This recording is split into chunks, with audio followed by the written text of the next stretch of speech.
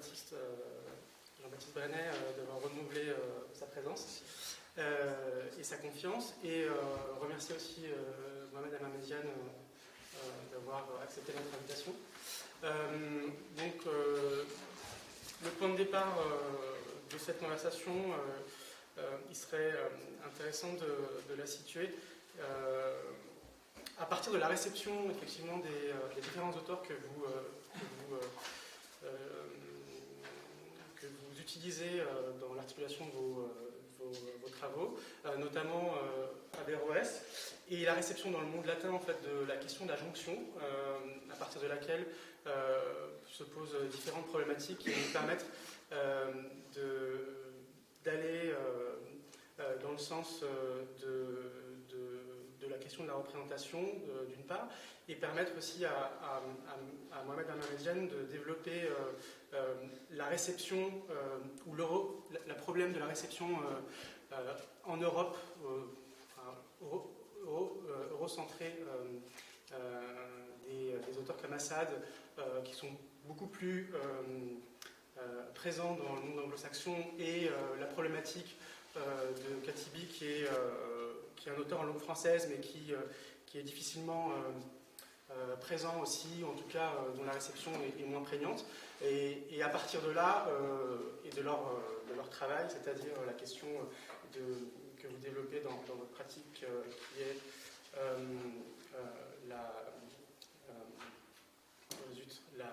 l'impérialité chez Assad, à partir de laquelle vous développez votre pratique d'une relecture d'anthropologie. Alors ça vient pas de lui, c'est pas grave. Ouais, on en parlera. Ouais, voilà. Et donc du coup, c'est à partir de cette cette question-là en fait, et voir comment est-ce que ça s'articule, et puis la question chez Katibi que vous évoquez aussi, la question de la double critique. Ouais. Voilà. Et comment est-ce que ça circule, et la manière en fait dont vont permettre d'amener la question de la métaphysique et de son articulation pour essayer de poser la question du rêve donc, je vous laisse commencer, je ne sais pas dans quel sens. Oui, c'est vaste programme. Ouais, j'aurais préféré que ce soit fait. Ok. Bon. Je vais commencer par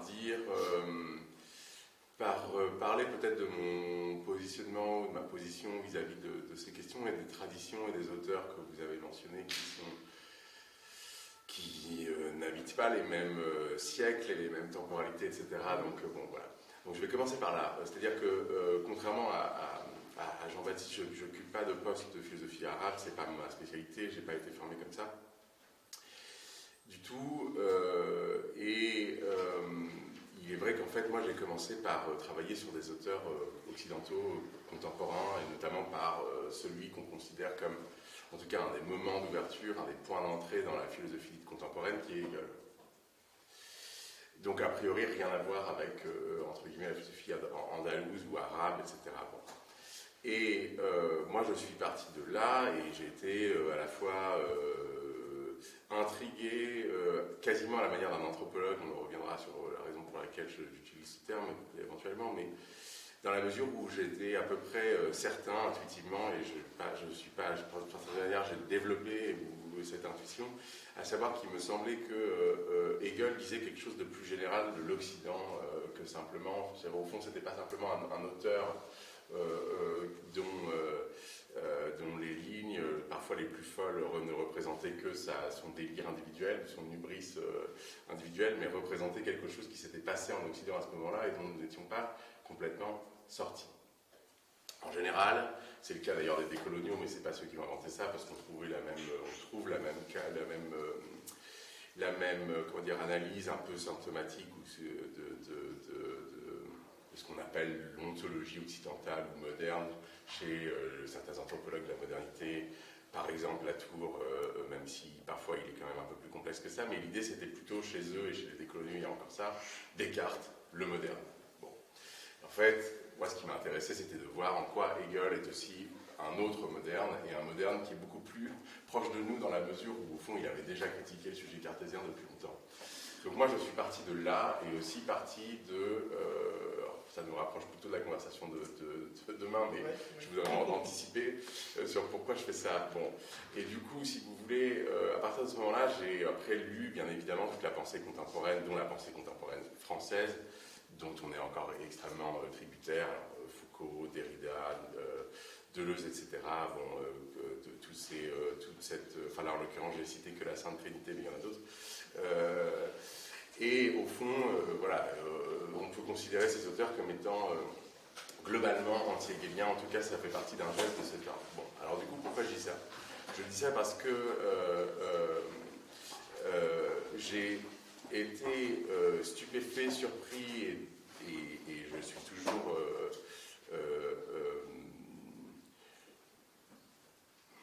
sceptique vis-à-vis de la manière dont, au fond, on appelle philosophie contemporaine une philosophie qui est assez strictement occidentale. La philosophie arabe étant, mais c'est vrai de beaucoup d'autres traditions dites non occidentales, mais c'est particulièrement vrai de la philosophie dite arabe, qui en fait est souvent renvoyée au fond au passé. Et donc en fait, elle est analysée souvent de manière philologique, et on a en fait affaire à des grands auteurs qui appartiennent à un passé glorieux, mais qui au fond est justement aussi glorieux qu'il n'est plus, quoi, au fond. Et là où c'est effectivement problématique, c'est qu'on ignore l'existence de problématiques de la pensée arabe, mais aussi nord-africaine, parce que tout ça n'est pas tout à fait pareil, contemporaine, qui n'appartient pas toujours au champ strict de la philosophie, mais qui le recoupe. Et effectivement, à partir de ce moment-là, j'ai commencé à m'intéresser à des auteurs plutôt contemporains, et c'est à partir de là que je me suis rendu compte que, bien évidemment, on avait besoin du détour de la tradition et de retourner à des auteurs comme Averroès ou Avicenne, etc., ou Ibn Khaldoun, enfin, il y en a beaucoup. Mais l'idée, si vous voulez, c'est d'essayer de créer une brèche, d'ouvrir un espace à l'intérieur de la pensée contemporaine pour faire en sorte qu'on puisse lire ces auteurs de manière active, créative, et non pas simplement pour les adapter aux contemporains, mais pour changer les termes du débat aujourd'hui. Voilà. Donc c'est pour ça que j'ai eu besoin, si vous voulez, de revenir à ces auteurs et à cette tradition. Voilà, bon, je ne vais pas prétendre déployer tout le geste que tu nous avais demandé de déployer, mais voilà, je commençais simplement par dire ça, mais je ne veux pas monopoliser trop la parole. Bon, moi, merci de l'invitation, très heureux d'entendre Mohamed. Bon, je partage complètement cette approche, qui n'est pas tout à fait la mienne, parce que moi, je ne pars pas ni de la philo moderne, ni de la philo contemporaine. Mais enfin, je suis très heureux qu'on se rejoigne dans ce désir de réintégrer, d'intégrer, de remettre en jeu de différentes façons la pensée arabe, qui effectivement est très vaste. Et d'ailleurs, pour décaler, pour avancer un peu, je vais dire une chose là-dessus, c'est qu'elle est si vaste et si hétérogène en réalité, la pensée arabe, que ce dont on est censé parler aujourd'hui n'est pas si simple en réalité. Parce que, effectivement, il y a un point commun énorme. Si je pense notamment à ce dernier livre, autour de cette notion de bazar, c'est-à-dire qui signifie l'isme, à la fois la barrière et puis le point de jonction, quoi, le point de distribution, c'est que moi je travaille beaucoup sur un auteur andalou, et les andalous qui sont plutôt aristotéliciens, mais dans la pensée arabe, il y a aussi une pensée qu'on pourrait dire plutôt néo-platonicienne, plutôt iranienne d'ailleurs, disons Avicenne de ce point de vue serait la grande figure. Et ces deux éléments-là, au sein de la pensée arabe, sur cette question de la jonction, du point intermédiaire, du point de communication, ils n'ont pas véritablement la même position. Donc c'est quelque chose qui m'intéresse parce que le geste de réintégration de la pensée arabe dans le jeu de la pensée la plus contemporaine doit s'accompagner évidemment d'un grand souci de précision pour voir combien, en dépit des clichés qui nous poussent à tout confondre, ils ne disent pas la même chose. Bon, une fois que j'ai dit ça, qu'est-ce qui m'intéresse, moi, dans la pensée arabe? Effectivement, ça se résume presque à un mot qui est presque l'objet de notre réunion, c'est celui de jonction. C'est-à-dire que ça m'a frappé de voir à quel point, moi qui lis quand même beaucoup la pensée grecque, et aussi par culture la pensée contemporaine, c'est pas une notion grecque, la jonction. Je veux dire que si on lit Aristote ou Platon, on va trouver cette idée du contact, on va trouver cette idée que l'homme a touché le divin. Si on est dans la pensée moderne, on trouvera bien chez Spinoza l'idée que le bienheureux, il est joint à Dieu, c'est écrit. Mais enfin, c'est pas le terme clé de la pensée ni ancienne, ni moderne et contemporaine. Or, sur peut-être 500, 600 ans, c'est le mot-clé de la pensée arabe, juive et latine.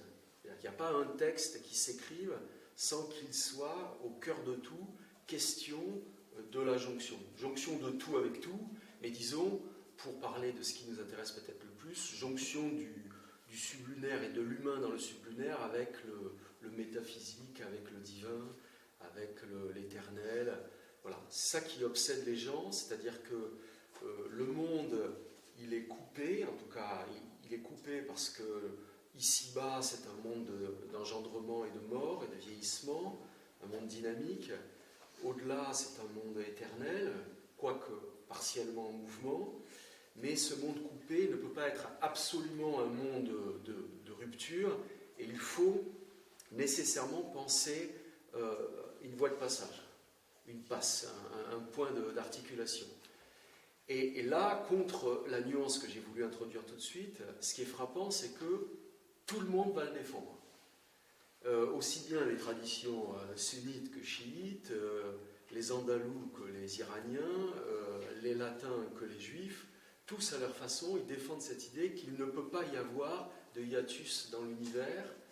Et c'est pas seulement d'ailleurs, ça n'engage pas seulement un procès politique, une question politique qui serait comment faire pour que ce lien se fasse, parce que c'est un événement métaphysique continu, c'est-à-dire le monde ne fonctionnerait pas, l'univers dans sa totalité ne fonctionnerait pas s'il n'y avait pas ce point de passage, la politique pouvant au mieux faciliter les choses et faire qu'il y ait de plus en plus de passages. Voilà. Et donc moi, je suis, disons, pas consciemment, mais au fond, je ne me suis intéressé qu'à ça, c'est-à-dire à la coupure et au trait d'union, à la façon de penser le trait d'union au carrefour de différents champs, c'est-à-dire aussi bien le champ strictement néo-aristotélicien que le champ soufi, ou le champ de la mystique, disons, ou le champ néo-platonicien.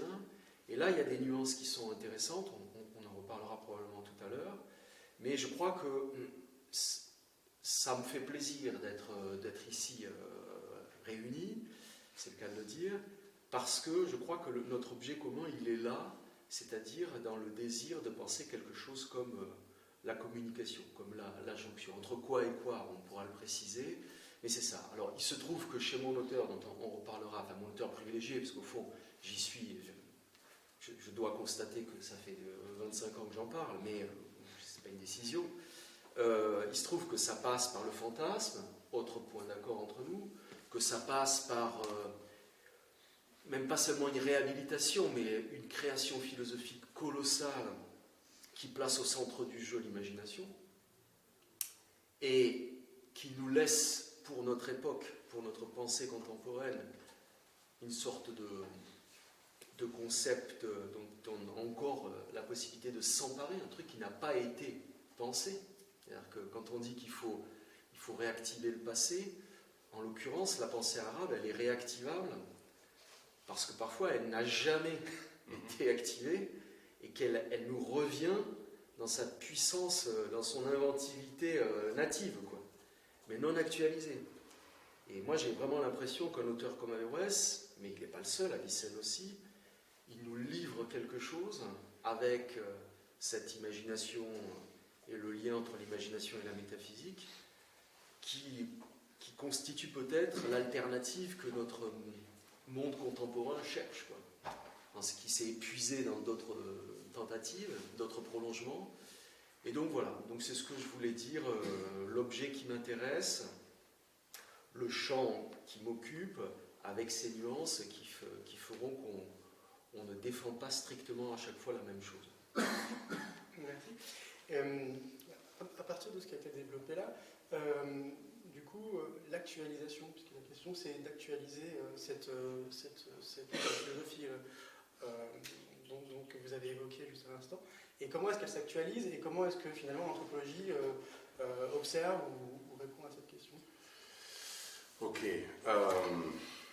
Alors, effectivement, on peut partir de là, ce que vous avez mentionné, à savoir la question de l'anthropologie. Bon, alors effectivement, il y a eu pas mal de débats, alors, qui ont eu lieu en vérité dans le monde francophone. C'est-à-dire que la première critique de l'orientalisme a été formulée bien avant Edward Said, qui a en fait popularisé et politisé d'une certaine manière bien précise les critiques de l'orientalisme qui existaient déjà et qui ont été formulées d'abord en français. Pas forcément par des gens qui étaient français, mais en français.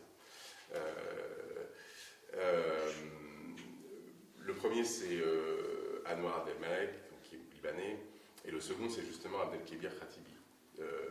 Alors pas bien avant, mais dans les années 70, donc avant 78, qui est la date de publication de l'orientalisme. L'autre, anticipation, formulation, etc., c'est effectivement celle de Talal Assad, mais qui date du début des années 70. Bon. Donc en fait, ça veut dire que pendant les années 70, si vous voulez avoir une conception même non eurocentrée, si vous voulez, même de ce que Derrida, Foucault, etc. font, en fait, ils le font aussi en vis-à-vis, en rapport avec, en dialogue souvent avec ce type d'auteur. Derrida était très proche de Khatibi. On a souvent pris Khatibi pour un déridien, rapport de force oblige, c'est-à-dire qu'évidemment, on considère que Derrida, étant Derrida, c'est lui le grand maître à penser, etc. Alors qu'en vérité, il y a un échange entre eux, on reviendra par... et Derrida a cité Khatibi dans le monolinguisme de l'autre comme aussi quelqu'un avec qui il était en conversation, mais aussi dans un différent à la fois profond et important, notamment sur le bilinguisme, qui sont liés à des questions fondamentalement politiques aussi du rapport de Derrida à l'Algérie, etc. Je ne vais pas rentrer là-dedans. Donc, dans cette séquence, on a commencé à formuler cette critique hyper importante et il s'est passé d'une certaine manière ce qui s'est un peu passé aussi avec Fanon et avec la dite French Theory qui est devenue américaine avant de revenir ici, à savoir que le monde intellectuel français, et notamment la dite islamologie, n'a pas pris en compte réellement en fait, ce type de critique. Maintenant, ensuite, il y a eu effectivement un voyage, ou un transfert vers les États-Unis, qui se sont d'une certaine manière appropriés un certain nombre d'idées qui, à la base, viennent non seulement de la France, mais des mondes dits francophones, en fait. C'est-à-dire que ces critiques nous appartiennent, c'est pas simplement une importation, comme parfois certains camps politico-idéologiques l'affirment contre nous, entre guillemets. Et donc, ce qui s'est passé, c'est qu'effectivement, aux États-Unis, la critique de l'orientalisme a eu un effet institutionnel, politique aussi, mais là, d'abord et avant tout, j'aimerais insister sur le fait que ça a quand même transformé les modes de production du savoir. Pas partout, pas de manière homogène, c'est aussi d'ailleurs très instable, précaire, etc. Mais c'est vrai qu'il se trouve que notamment dans un certain nombre de sciences sociales et particulièrement en anthropologie, on a essayé d'aller par-delà de transformer les paradigmes. Puisqu'en fait, quand on parle de colonialité du savoir en général, c'est pas simplement le fait de dire, bon, un anthropologue, c'est un mec blanc, ou souvent, qui va je sais pas où, et donc il écrit, et c'est pas bien, parce que l'appropriation culturelle, etc. Ok.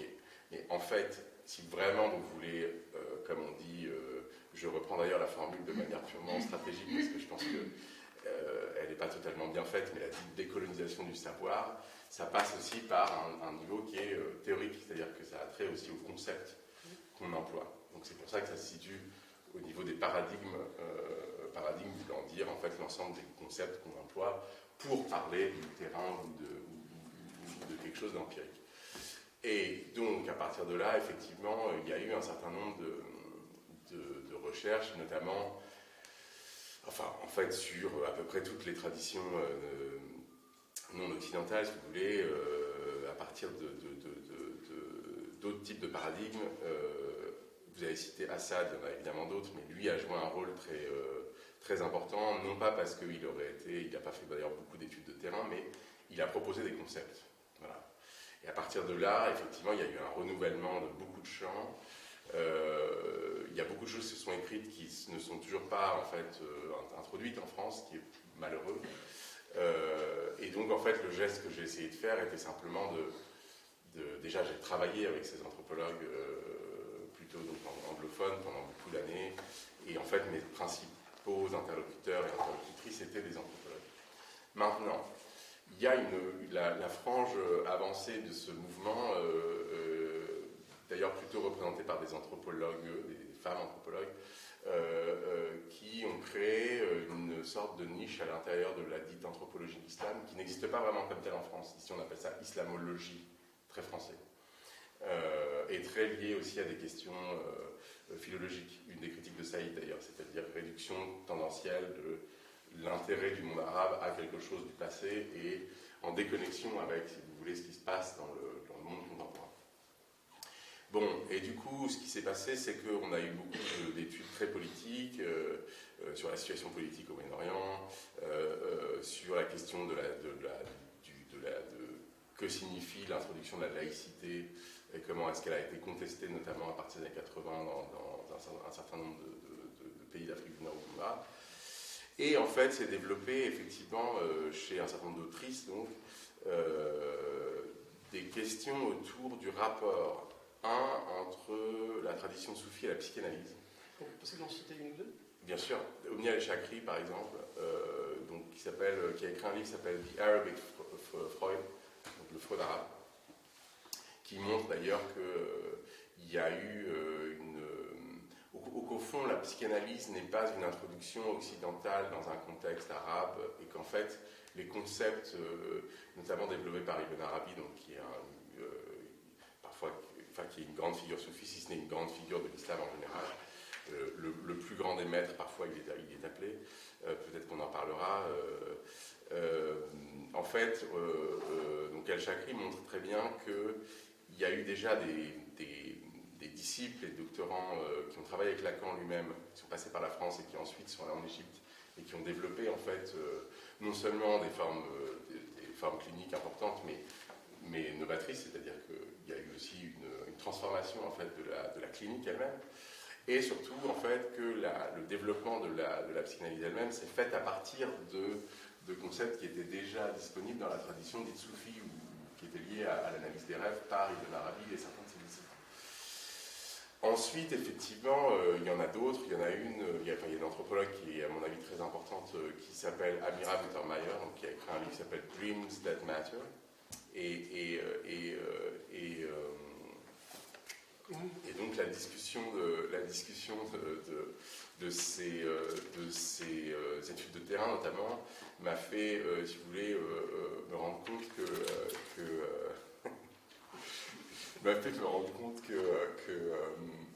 que donc ce qui se passait, qui était là un moment de basculement, plutôt de renversement, c'est qu'elle commençait à analyser effectivement les expériences de rêve que faisaient donc les gens les plus, entre guillemets, dans l'expérience ordinaire du rêve, notamment en Égypte en ce qui la concerne. Il y a d'autres études qui portent plutôt sur le Maroc. J'ai aussi une collègue qui a beaucoup travaillé sur ces questions-là au Pakistan de manière hyper importante et intéressante. Et en fait, ce qui est très intéressant, c'est qu'à ce moment-là, elle a besoin de prendre acte du fait que les personnes avec lesquelles elle parle et dont elle parle et à propos desquelles elle écrit, ils ont des concepts d'analyse du rêve. Et un d'entre eux, c'est effectivement Balzac ou Barzac. Donc, qui signifie intermonde. C'est pas la meilleure traduction parce qu'en fait, c'est pas vraiment un monde, c'est plutôt effectivement un isme. Et jonction fonctionne aussi dans la mesure où il faut retenir que c'est quelque chose qui à la fois unit et sépare, ou sépare en même temps qu'il unit en même temps qu'il sépare. Donc il y a quelque chose de profondément dialectique dans cette idée, peut-être qu'on y reviendra. Et effectivement, dans le cas du rêve, ça consiste à dire, et personne n'a jamais dit d'ailleurs que tous les rêves étaient des visions, pas du tout, effectivement. Si vous prenez les analyses classiques des rêves qui viennent plus ou moins d'Ibn Arabi, mais il y a eu d'autres ajouts ultérieurs, le rêve que nous on appellerait le rêve freudien, si vous voulez, le désir refoulé ou l'expression de la pulsion, c'est tout à fait reconnu, mais c'est un des rêves, un des types de rêves. Ça veut dire qu'en gros, la distinction étant que Freud, d'une certaine manière, essaye, et dans certains cas d'ailleurs, parce que ça dépend des textes, d'analyser à partir d'un type de rêve, si vous voulez, de généraliser à l'ensemble des rêves ce qui est un type de rêve, dans cette analyse des rêves-là. Et donc, en fait, l'idée c'est qu'il y a des rêves-visions, et qui sont des rêves qui vous viennent de quelque part. Pas tous, sous certaines conditions, ils vous viennent de quelque part. Et en fait, donc là, Mittermeier prend ce terme et dit en fait c'est un terme qui est utilisé par les personnes avec qui je parle et dont je vous parle. Et à partir de ce moment-là, elle nous dit effectivement ça vient d'autre part, elsewhere. Et alors là, et donc elle nous dit en fait l'anthropologie de l'islam jusqu'ici, elle a maintenu en fait un cadre théorique qui ne permet pas de faire droit à ça.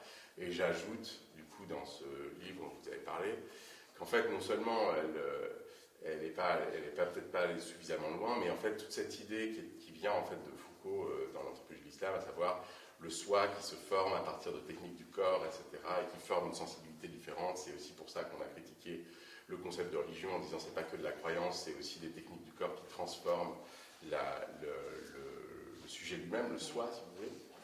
Et bien en fait, ce qu'elle fait sans aller jusqu'au bout, en tout cas les débats d'anthropologie qui se sont posés à ce moment-là, c'est que en fait, elle montre que malgré tous ces gestes de décolonisation du savoir, on en est encore aux États-Unis aussi, dans un moment où en fait, souvent, très souvent, le dispositif intellectuel dans lequel on raisonne, c'est qu'on a les grands auteurs occidentaux qu'on applique à des terrains non occidentaux. Maintenant, le geste consistant à réactiver, je ne dis pas la soi-disant métaphysique incorporée qu'incorporeraient de façon magique toutes les personnes qui rêvent en Afrique du Nord. C'est pas ça dont il s'agit. Ça, c'est une vieille lubie coloniale de l'ethnophilosophie, c'est-à-dire il y a de la philosophie en acte sans que les acteurs le sachent. C'est pas ça. L'usage du Barzac quand on rêve et qu'on raconte ses rêves, ou d'ailleurs même aussi quand des migrants parlent du Barzac comme étant la frontière méditerranéenne, ça existe cet usage du Barzac encore aujourd'hui, à l'heure où on parle, et c'est un usage qui est lié à des circonstances très graves et à des destins absolument tragiques.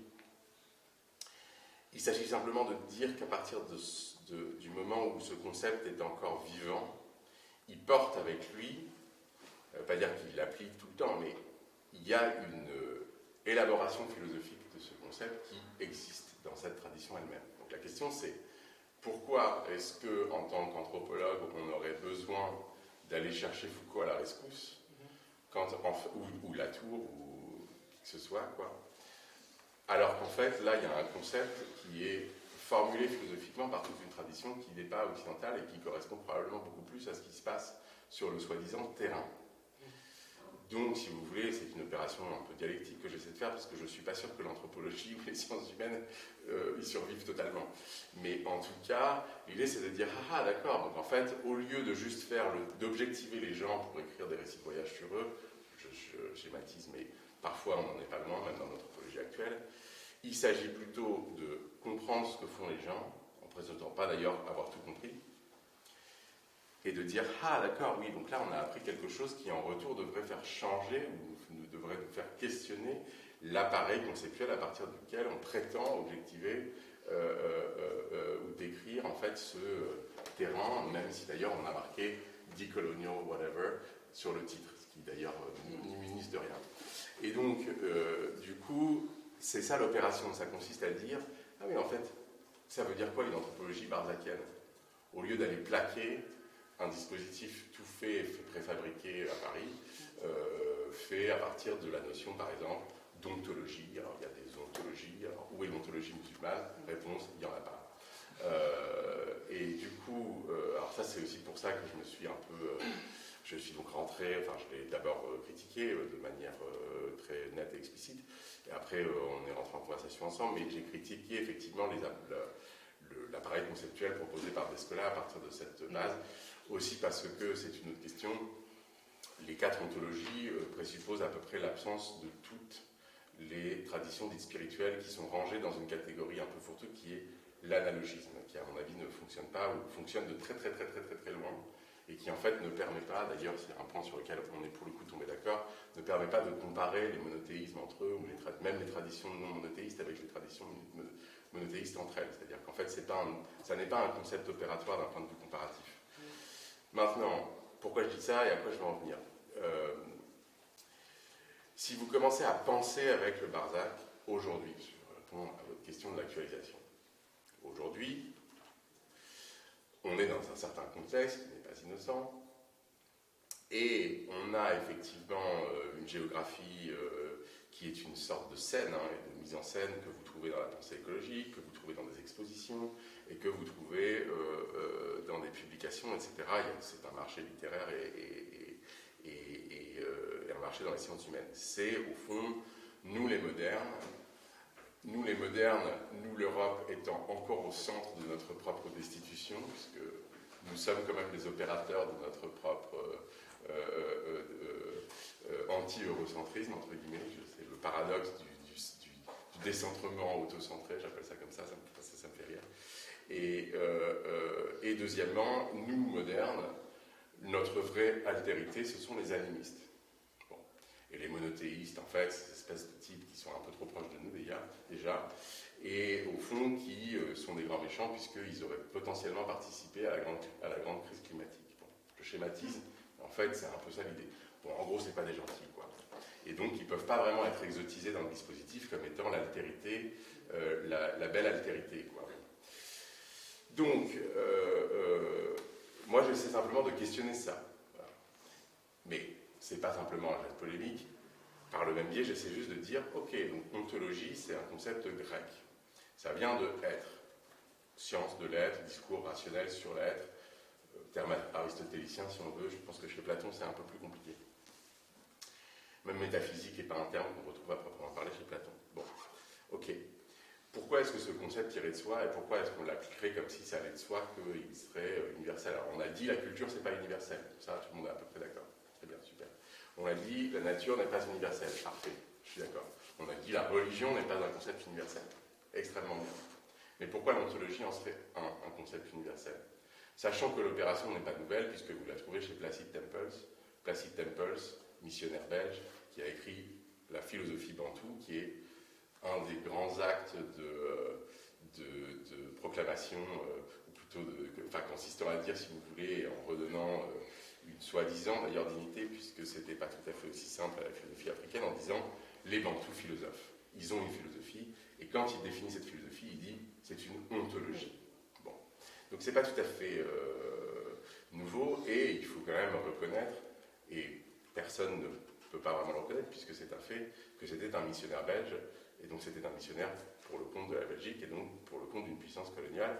Pourquoi? Parce qu'on était à un moment donné où il ne s'agissait plus d'assimiler les Bantous ou les dits autochtones, il s'agissait en fait de transformer le christianisme, d'apprendre en fait quelles étaient les soi-disant conceptions ontologiques ou philosophiques indigènes pour pouvoir y convertir le christianisme, pour mieux convertir au christianisme. Donc, c'est un peu cette idée que le christianisme, pour devenir vraiment universel, doit s'adapter à différents contextes, etc. Ce qui intervient au début du XXe siècle, qui est un moment où l'impérialisme devient plutôt un type de gouvernement indirect. Donc en fait, cette idée de l'assimilation à tout prix est justement abandonnée par les pouvoirs coloniaux, quoi. C'est cette fameuse phrase typique de l'apartheid, ne pas rendre les Africains européens, mais faire des Africains de meilleurs Africains.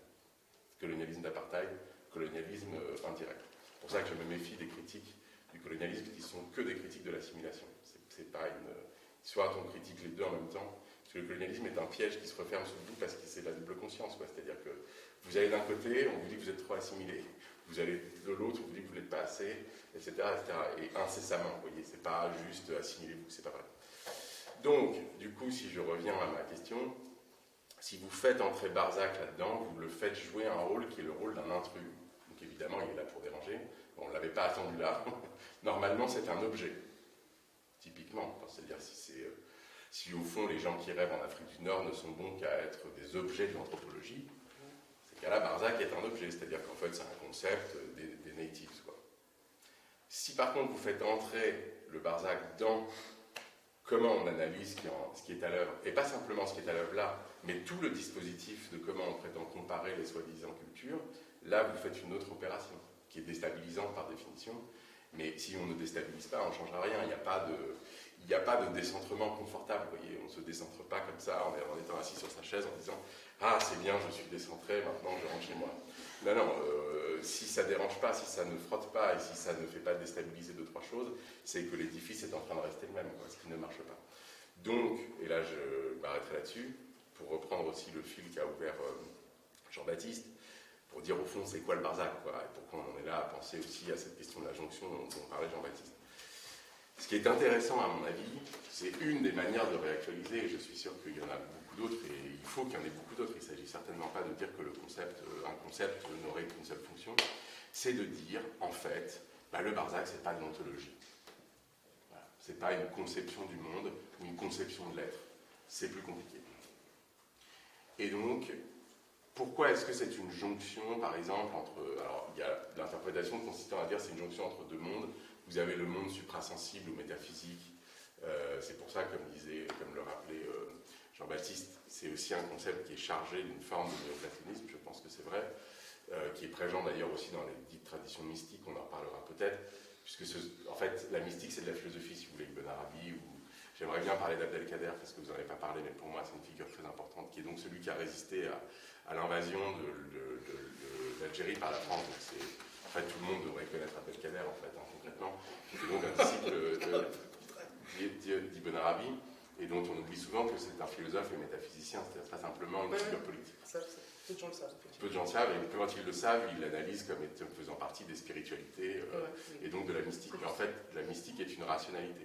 D'où la raison pour laquelle je suis en désaccord avec beaucoup de mes amis ou de gens d'ailleurs qui parfois sont d'accord avec certaines de mes thèses consistant à dire allons vers l'irrationalisme ou un truc comme ça. Mais moi, je ne pense pas que ce soit vrai. Je dis simplement un truc, donc Barzac, c'est pas de l'ontologie parce que c'est ni de l'être ni du non-être, et que donc même ces catégories par le biais desquelles on essaie de penser ce qui existe, ce qui n'existe pas, et définir les limites de la réalité, ce qui peut être réel ou pas, en fait, ça vient questionner ces concepts mêmes, les critères qu'on a, si vous voulez, mis en œuvre pour penser, si vous voulez, le réel. Donc, ontologie, c'est pas que ça n'existe pas, c'est pas qu'il n'y a pas de l'être, il y a de l'être, mais en fait, c'est une région du réel.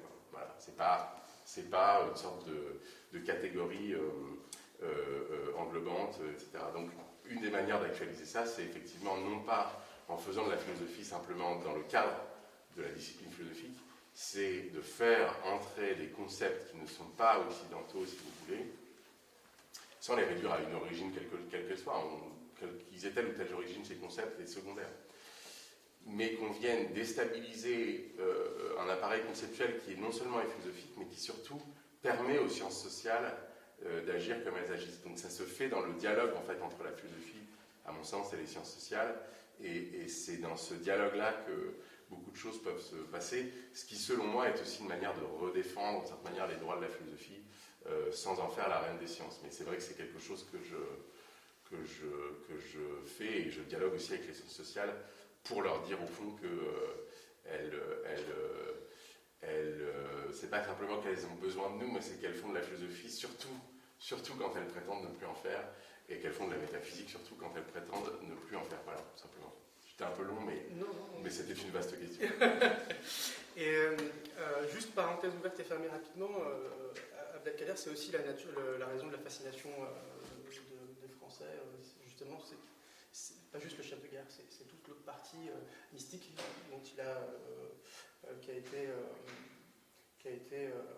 l'objet de fascination en fait du personnage, quoi.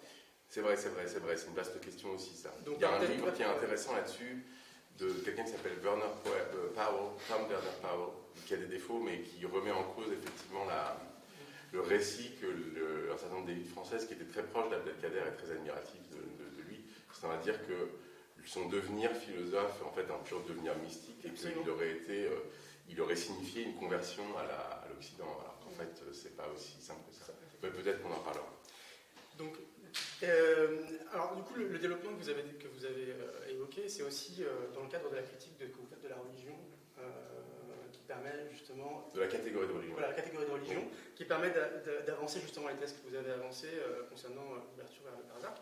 Et donc, tout ça pour essayer d'avancer cette question plus concrètement de la jonction, et finalement de ce concept que vous évoquez parfois, qui est l'intellect d'acquisition, et le phénomène de disparition à la modernité, et son usage, de quelle nature il était, et comment ça fonctionnait, et peut-être que ça peut nous aiguiller sur la piste de la conception des rêves ouverte par Madame Alizali.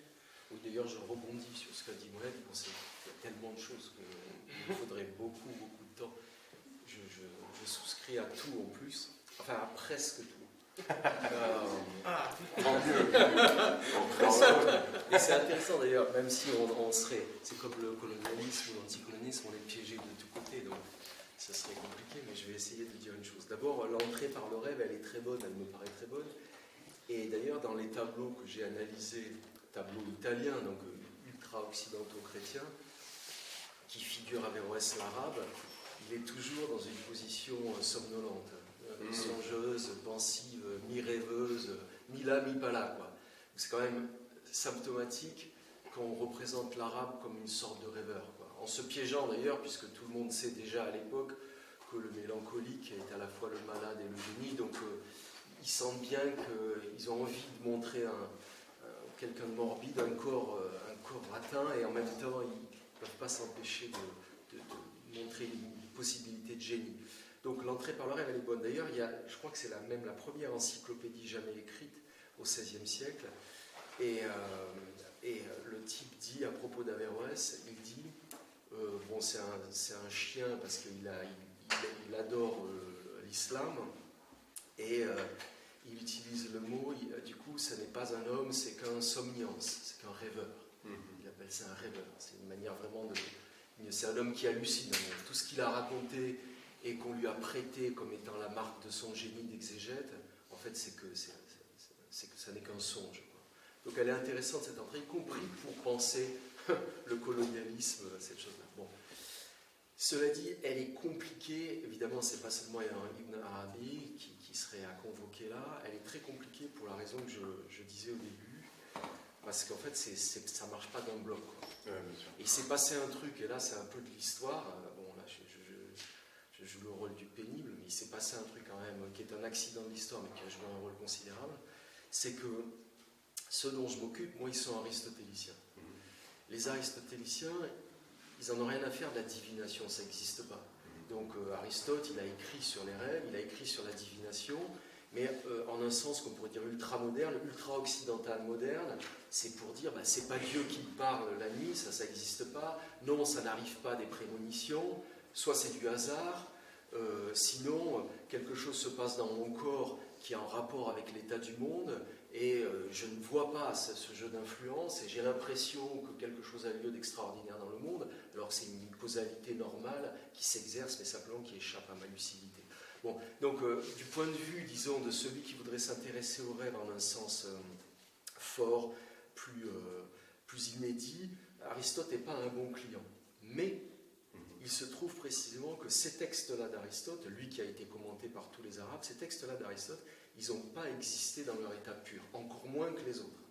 Parce que les parvas, ce qu'on appelle les petits traités d'histoire naturelle d'Aristote, ils ont été caviardés, réécrits à Bagdad au Xe siècle, et le texte sur les rêves en particulier a été totalement réécrit par un type qui était dans l'entourage d'Al-Kindi, un néoplatonicien, et donc il a produit sous le nom d'Aristote un texte sur les rêves qui va devenir le texte sur les rêves d'Aristote que tout le monde va lire, qui n'a rien à voir avec Aristote.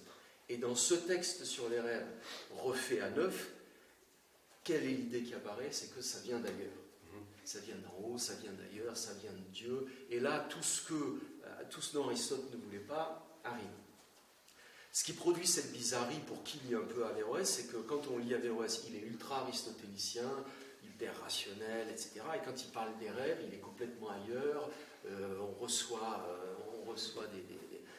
des affects d'en haut, tout est inscrit dans un état de l'univers qui se communique à moi. C'est plus du tout l'Averroès normal, nécessairement parce qu'il lit un autre Aristote qui n'était pas Aristote. Et ça, c'est intéressant parce que ça montre bien que dans le corpus qui va décider quand même, si on laisse de côté les textes religieux, qui va décider de la tonalité philosophique de la pensée arabe, et bien sur la question du rêve, du songe, du fantasme, de l'hallucination, il va y avoir une veine néoplatonicienne très très puissante, mais qui ne vaut pas pour tous les autres pans de leur philosophie. Donc, et selon le tempérament philosophique des uns et des autres, ils vont plus ou moins insister sur le point. C'est-à-dire qu'au fond, Averroès, il était suffisamment intelligent pour comprendre qu'il y avait un problème de texte. Donc il ne va pas en faire le cœur de sa doctrine. Alors qu'un Avicenne, par exemple, l'autre grande référence de l'Occident et du monde chiite, un Avicenne, lui, cette théorie-là, elle cadre parfaitement avec tout son système. C'est-à-dire un système qui considère que, quel que soit notre rapport au monde sensible, notre orientation dans le monde concret, de toute façon, de la sensation à l'imagination, à la conception, rien ne vient que par donation extrinsèque. Rien ne vient que par entrée du dehors en moi. Donc je ne fais pas de sensation, d'image, de concept à partir du monde. Le monde n'est au mieux qu'un excitant et tout m'est donné. Donc à la fin des fins, je suis dans un état de passivité qui m'ouvre à une espèce de donation. Et de ce point de vue, le rêve n'a rien de singulier. Le rêve n'est qu'un cas particulier où se montre, presque à l'état nu, puisque tout le reste s'éteint, où se montre un mécanisme métaphysique qui vaut pour notre vie courante. Tout vient du dehors. Voilà ce qu'un néo-platonicien dit, et qu'un néo-aristotélicien comme Averroès rechigne à dire, mais qu'il dit seulement quand il commente un texte dont il pense être d'Aristote.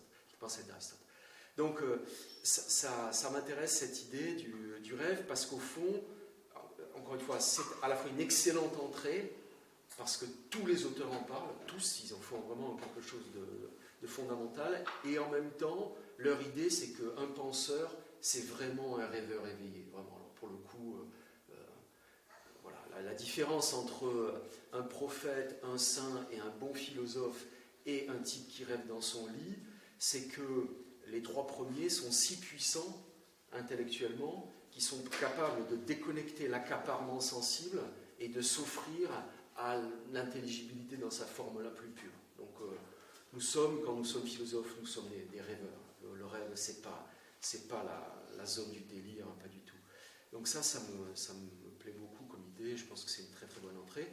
Effectivement, se pose du coup la question de la voie de passage, ou de blocage, effectivement, c'est les deux choses.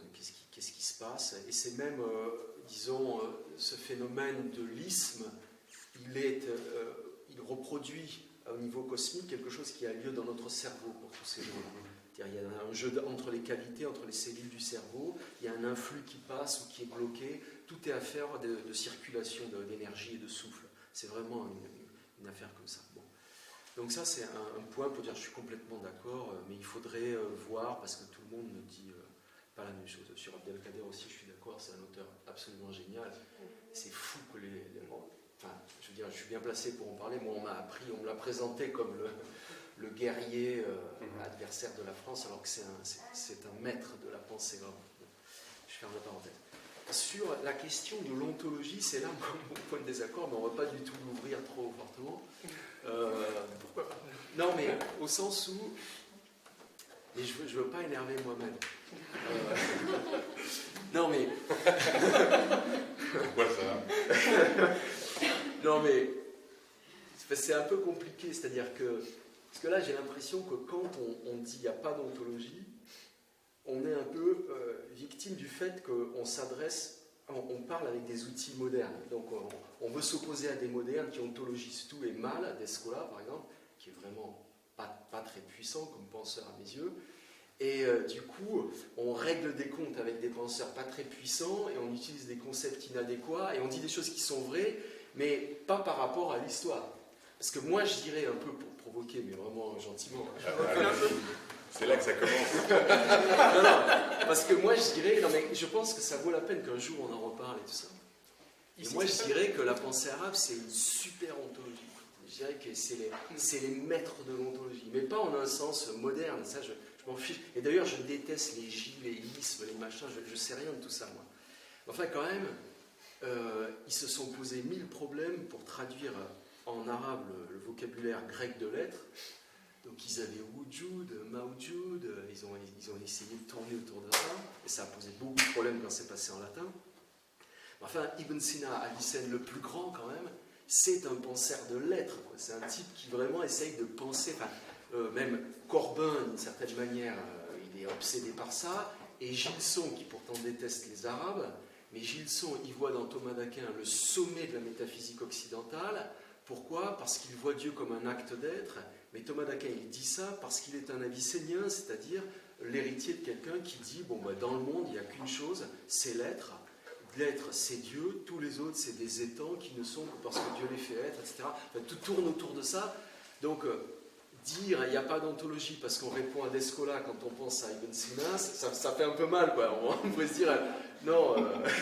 Oui, je peux répondre. Ouais, absolument. Voilà. Et gentiment. Hein. Bon, alors du coup, effectivement, c'est une bonne occasion pour préciser ma pensée là-dessus, parce que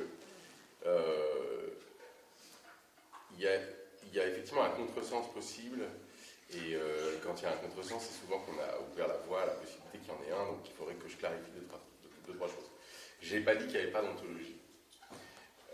Et quand je fais cet argument, je m'appuie effectivement sur Ibn Arabi et donc aussi sur Abdelkader. Il y a certains textes du Kitab al-Nawaqif du livre des Haltes. Si vous voulez le trouver, en fait, ou au moins des extraits de ce texte, ils sont disponibles sous le titre des écrits spirituels d'Abdelkader, donc très problématique. Ça devrait être écrit philosophique, enfin c'est pas grave. Que vous trouvez facilement d'ailleurs dans des librairies, etc. Bon bref, je dis ça au passage pour que ça soit accessible.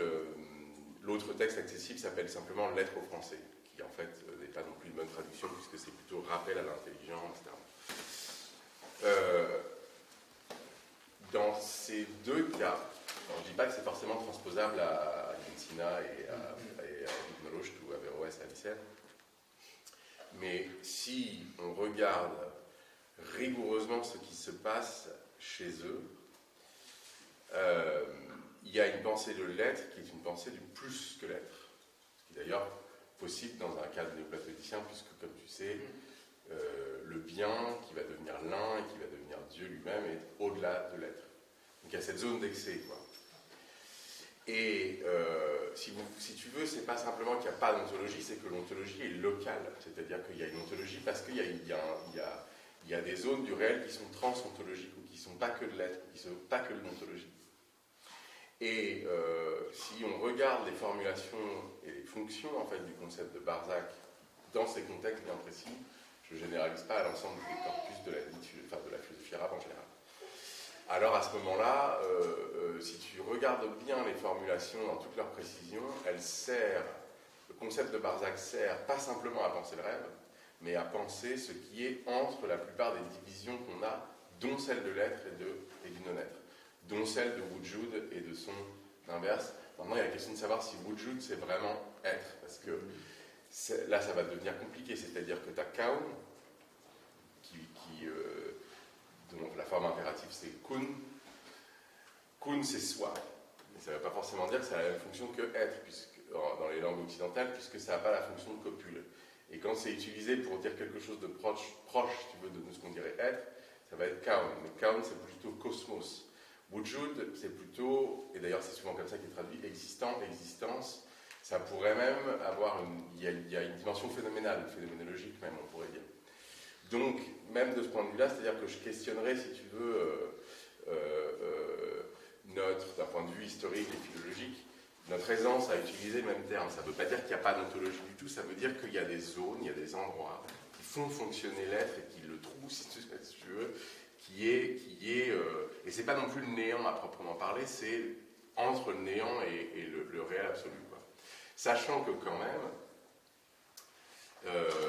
en tout cas dans les textes dont je te parle, si le concept de Dieu est utilisé, sa définition, ou en tout cas son nom le plus rigoureux, c'est al-haq, donc réel, vrai, vérité réelle, réalité vraie, encore une fois, pas tout à fait éloigné de Platon, en fait, dans cette coïncidence-là, en tout cas. Et si tu veux, je doute qu'on puisse tout de suite projeter sur leur philosophie l'idée de Dieu comme être suprême. Et le Barzac, en fait, va devenir en fait, ce qui fonde l'être et qui en même temps fait en sorte que ce n'est pas de l'être. C'est ça qui est intéressant, c'est-à-dire qu'au fond, le réel, le Barzac c'est du réel, c'est même une manifestation du plus réel que le réel, quoi. Et bien en fait, ça soutient ce que nous on appelle l'être, mais en fait, en même temps, c'en est pas, c'est autre chose, vous voyez. Et c'est ça, en fait, l'isme, et il y a une formulation, ça c'est plutôt chez Ibn Arabi d'ailleurs, consistant à dire, mais en fait, le temps, tout en fait, nous, là, maintenant, on est dans un barzakh. On est, d'une part, entre le présent, qui est d'ores et déjà plus le présent, ça ressemble à Saint-Augustin si on veut. Je dis que c'est présent, et en fait c'est déjà passé, puisque là, maintenant, c'est plus le présent. Ça, c'est un barzakh. J'ai une certaine consistance ontologique, justement. Là, on peut l'utiliser le terme, je ne suis pas contre du tout. J'ai une certaine forme de singularité.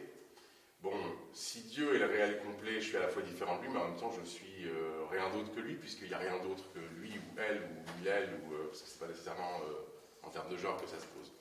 Ceci, le réel. Et du coup, par définition,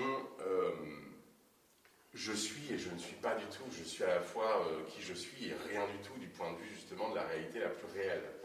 Et donc, la seule chose qui me reste d'une certaine manière, ontologiquement justement, c'est d'être entre du réel ou de l'être et du non-être absolu ou du néant absolu, quoi.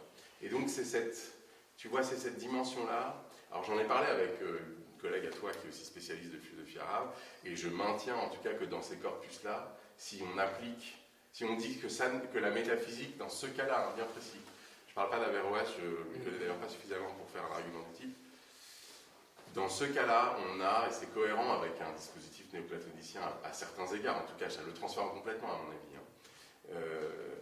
Mais effectivement, à ce moment-là, tu as des zones, comme dirait Fanon, des zones de non-être, quoi, où en fait, c'est plus précis, des zones de ni être ni non-être.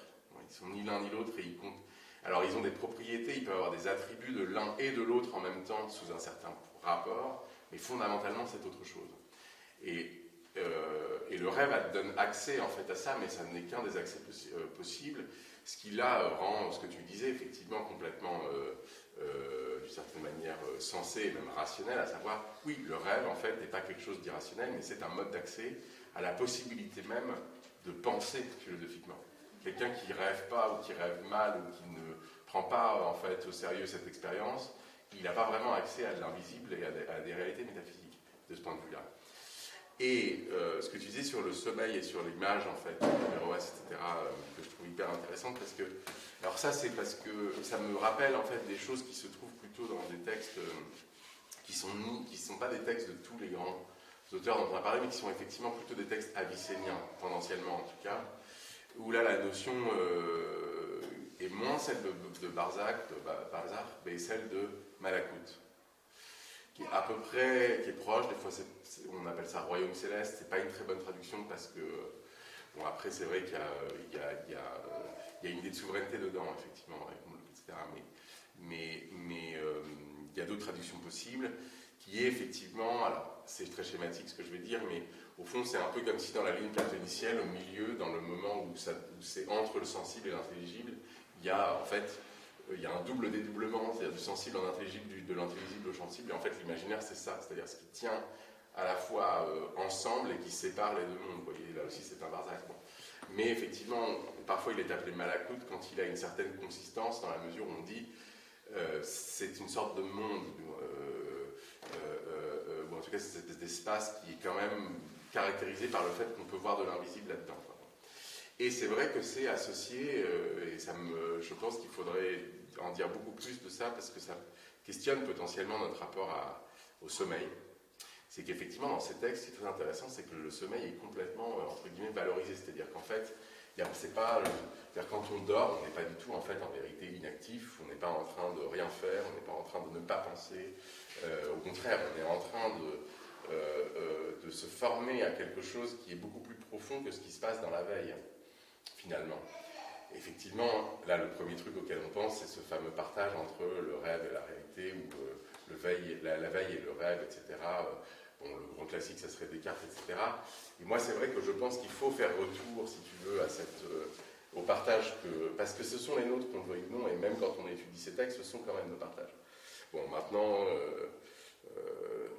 je comprends pourquoi Enfin, je veux dire, ce que tu as dit par rapport au fait de s'attaquer à... Mais ça, pour moi, ça me paraît inévitable, en fait. Alors là, effectivement, on parlait Et ce que là, il se trouve que c'est son influence plus qu'autre chose qui est intéressante à questionner. Mais d'ailleurs, le syntagme ontologie ne lui appartient pas, et en fait, on le trouve en fait dans beaucoup d'autres écrits anthropologiques. Alors, mais pour faire justice aussi et prendre en compte ce que je dis, parce que il y a évidemment des choses qui me parlent et me questionnent, etc. Mais je ne veux pas... c'est-à-dire qu'il faut, à mon avis, dans le contexte actuel, pour justement actualiser, il faut, j'ai envie de te dire, on ne peut pas faire autrement. C'est-à-dire qu'on ne peut pas laisser intacts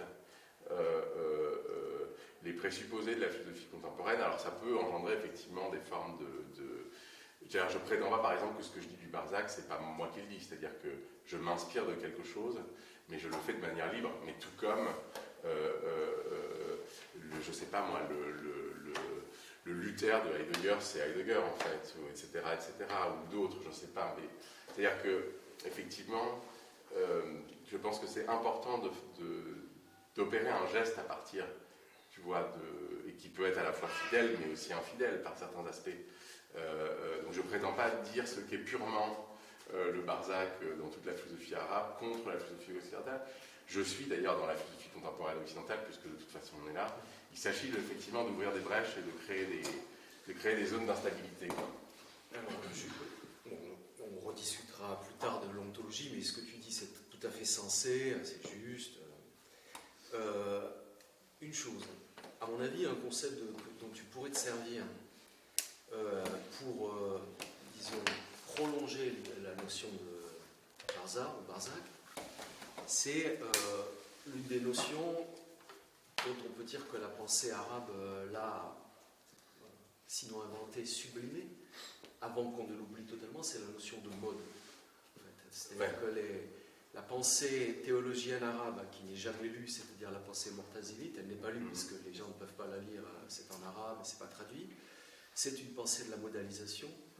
Et la modalisation, ça cadre assez bien avec ce que tu dis, c'est-à-dire c'est le passage continu qui est important plutôt que les zones d'être entre lesquelles ça passe pas.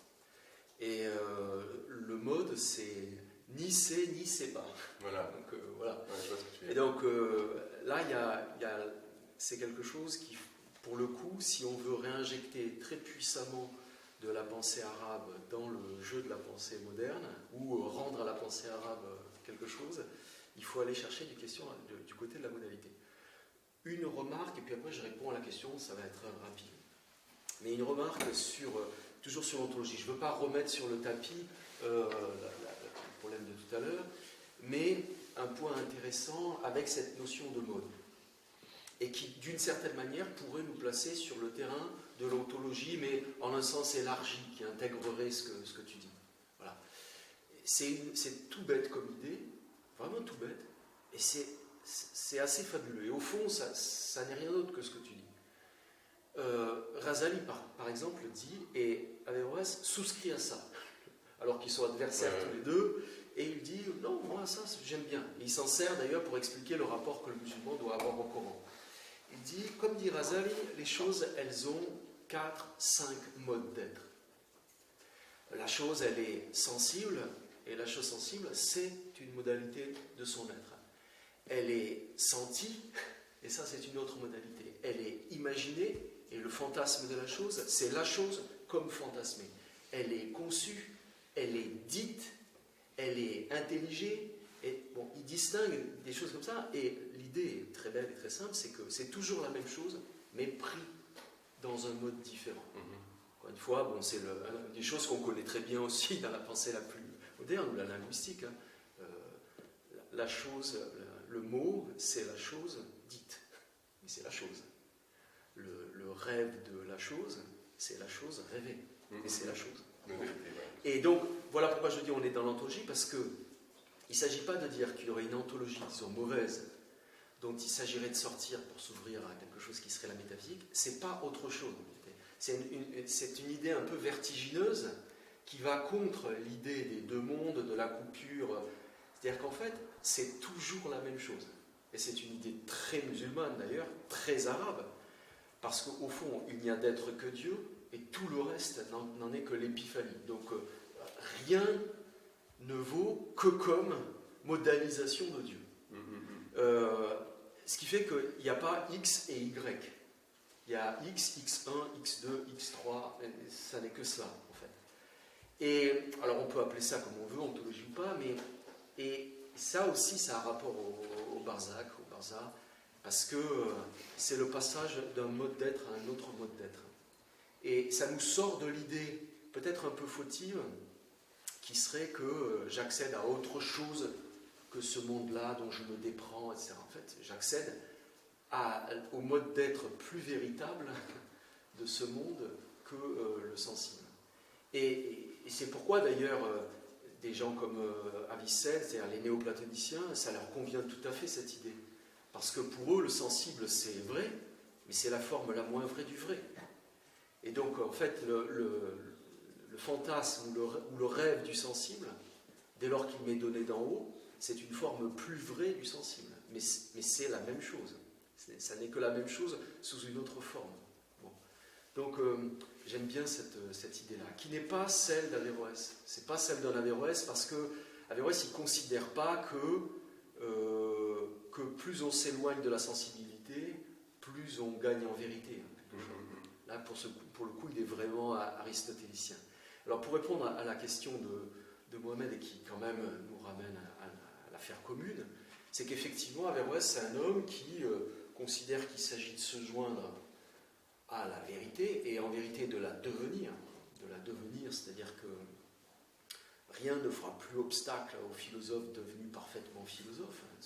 Son intellect en sera venu à se confondre avec la vérité même de l'univers, d'une certaine manière. Le philosophe parfait qui n'a plus de nom, il est Dieu même. Bon. Mais pour y arriver, il n'y a d'autre voie que celle de la sensibilité et celle du fantasme. Et dans ce processus qui met le fantasme au cœur de la dynamique, eh bien, ce qu'il s'agit de faire, c'est d'acquérir, d'où la notion, une notion d'ailleurs importante, même pour notre modernité, parce que c'est une philosophie de l'acquisition, c'est une notion musulmane aussi, le gain, le kasb, puisque Dieu jugera chacun en fonction de ce qu'il aura acquis. Donc il s'agit d'acquérir paradoxalement son intellect ou sa pensée, mais dans un mouvement, une dynamique très paradoxale, parce que plus par mon fantasme, par mes rêves, si l'on veut au sens très large, c'est-à-dire plus par les images, je m'approche de l'intelligible, moi dans mon corps, plus je me déprends de moi et de mon corps. C'est un truc caractéristique pour le coup de la mystique qu'on retrouve chez les latins, c'est-à-dire cette appropriation désappropriante. Et du coup, ce qui caractérise la vie humaine en tant qu'être rationnel, c'est vraiment un chiasme autre nom possible pour l'isme qu'est le Barza, c'est-à-dire le corps de l'individu est le lieu, l'espace d'un chiasme permanent entre et le lieu de ce chiasme, c'est le fantasme, ou c'est le rêve, si l'on veut, le rêve du philosophe, le chiasme permanent, le croisement permanent dans un mouvement d'ascension et puis de kénose, le croisement permanent entre la singularité du monde et l'universalité de l'intelligible. Donc voilà pourquoi le rêve est si important, voilà pourquoi il ne s'agit pas simplement de s'offrir au rêve en fermant les yeux et avec de la mélatonine fortement dosée, mais il s'agit de fantasmer au maximum de ses possibilités pour paradoxalement n'être plus rien que la vérité. Donc, le seul chemin possible de la jonction, c'est le fantasme. Voilà. Donc je crois qu'Averroès pourrait dire que le philosophe, oui, c'est un être parfaitement fantasmé. Voilà. Pour répondre à notre question. Je peux rebondir ? Absolument. Et oui, parce que j'ai deux choses à dire. Bon, la première chose, c'est que effectivement sur la question du mode, c'est ce que tu dis et je pense hyper important. Je voulais juste rappeler quelque chose que probablement tu sais déjà, parce que c'est devenu quand même, en tout cas dans ceux qui s'intéressent à ces questions, ceux et celles qui s'intéressent à ces questions, devenu un fait reconnu, à savoir que ce que tu as décrit ressemble beaucoup à Spinoza. Mais parce que Spinoza a été beaucoup inspiré en fait par la philosophie en langue arabe, ce qui veut dire que c'était aussi une philosophie, disons, judéo-musulmane, pour le dire ainsi, andalouse, et que ses ancêtres, en fait, évidemment, venaient, si ma mémoire est bonne, plutôt du Portugal, enfin, bon, ça n'était pas très loin, et a été imprégné de cette culture disons, andalouse, qui est un point de... Et d'ailleurs, à l'âge classique, chez Descartes, Spinoza, Leibniz, on est, même s'ils ne citent pas nécessairement leurs sources avéroïciennes ou avicéniennes, ou d'autres d'ailleurs, parce qu'il y a aussi des réceptions qui sont des réceptions plutôt de mathématiciens, et de traités de physique et de psychologie parfois. En fait, on est à un moment où en fait, c'est très difficile de dire qu'on est déjà dans la philosophie occidentale à proprement parler. En fait. On est dans un moment assez hybride qui est assez intéressant, d'où le fait de dire que la caractériser comme on le fait avec nos gros sabots départementaux, la philosophie moderne occidentale, bon, c'est déjà hyper problématique puisque ça efface toutes les médiations. Donc là-dessus, ce que tu disais du mode, en fait, nous montre que la théologie Mu'tazila ou Mu'tazilite, comme on dit dans la forme francisée, en fait, fait encore partie de notre héritage, quoi, ce rationalisme-là. Bon. Maintenant, je voudrais quand même préciser quelque chose. Leibniz, par exemple, le sait déjà à l'époque, puisqu'il dit, au fond, Spinoza et les avéroïstes, c'est la même chose.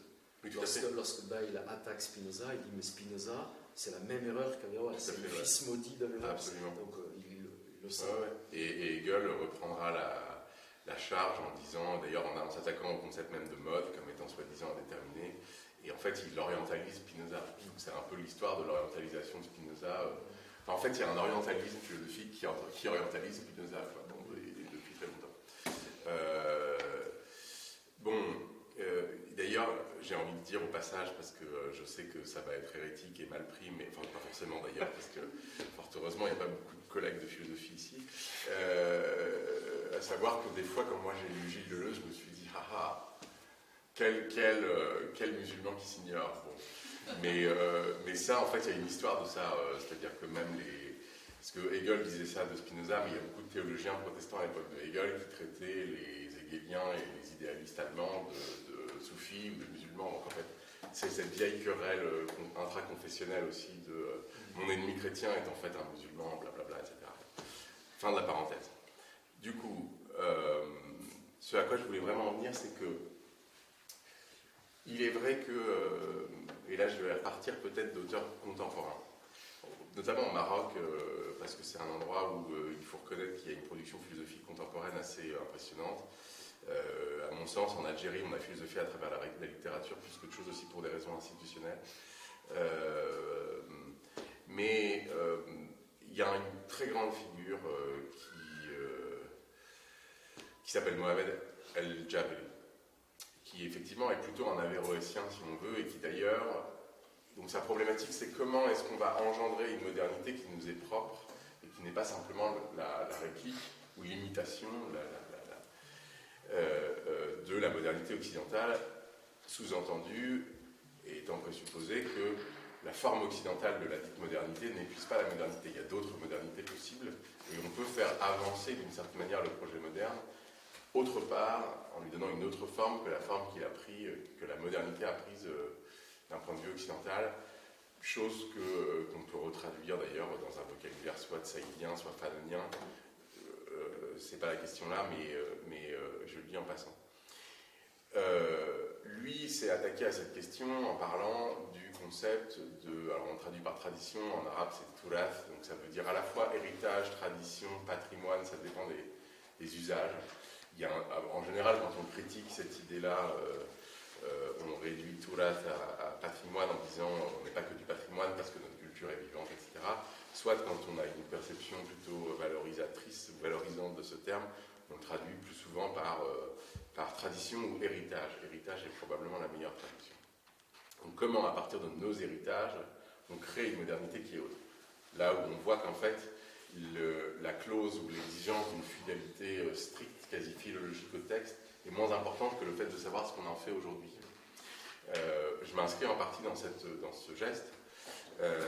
Maintenant, El Jabri a fait effectivement un partage, à mon avis, trop net et trop, j'ai envie de dire, je ne suis pas le premier à dire ça, hein, il y a eu des critiques de lui qui ont dit ça, mais un peu trop brutal entre justement un avéroïsme rationnel et un avicennisme irrationnel. D'ailleurs, avec des logiques d'orientalisation en disant, au fond, Avicenne c'est l'Orient, nous le Maghreb, parce que Maghreb veut dire Occident en arabe. Nous sommes en fait les héritiers du rationalisme andalou qui finalement est occidental, et c'est ça qu'il faut réactiver pour réactiver au fond un rationalisme qui nous permette de nous moderniser sans, au fond, être la reproduction en fait de l'Occident, etc. C'est hyper contestable. Pourquoi ? Parce que tu n'es pas non plus sans ignorer que la valorisation d'Averroès, d'une certaine manière même contre la philosophie musulmane telle qu'elle existe, ou la philosophie arabe telle qu'elle existe et qu'elle a existé aussi après l'Andalousie, on a beaucoup utilisé Averroès pour dire c'est un cas d'exception, et au fond il appartient plus à l'Occident qu'autre chose, puisque les Arabes n'ont pas été capables d'en faire quoi que ce soit. Je schématise.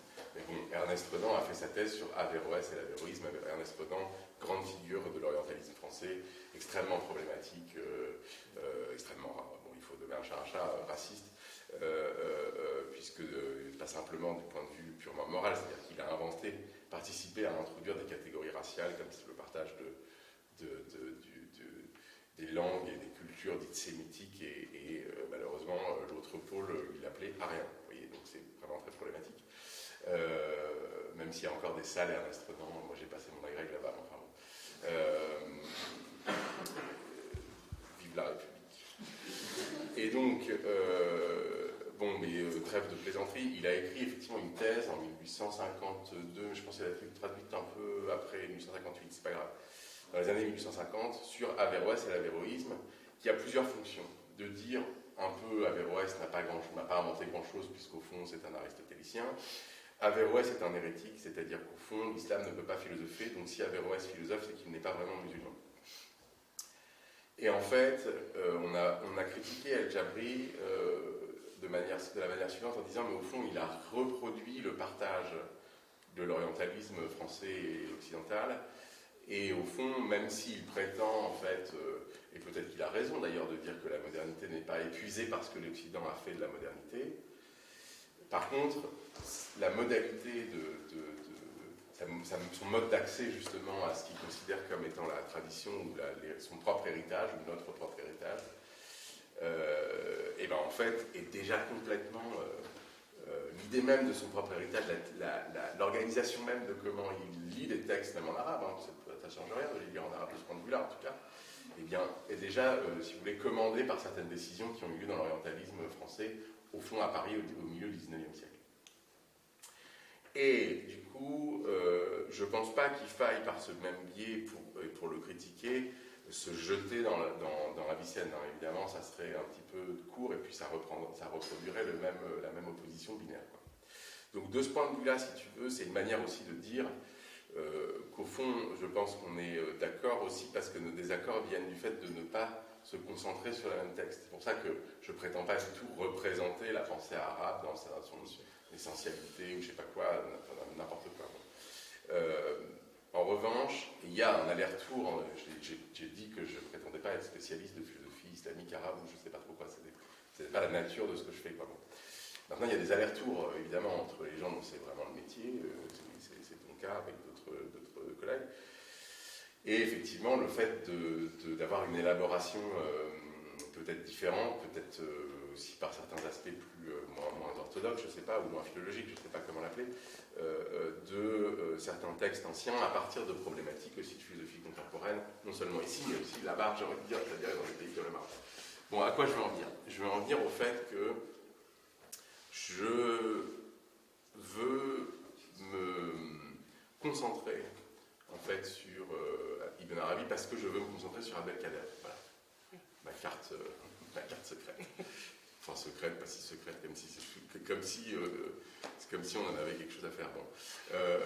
Mais du coup, c'est ça que j'ai en tête. C'est-à-dire que des fois on me dit mais c'est quoi l'anthropologie métaphysique, blablabla, comment je fais ça avec mon terrain.